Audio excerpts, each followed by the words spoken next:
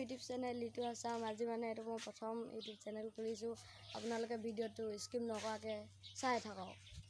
এই দোস্ত এতিয়া দেখিছে আপোনালোকে ই ঢোল বজাব, মই বাঁহী বজাম আৰু আপোনালোকে ভিডিঅ'টো স্কিপ নকৰাকৈ চাই থাকিব।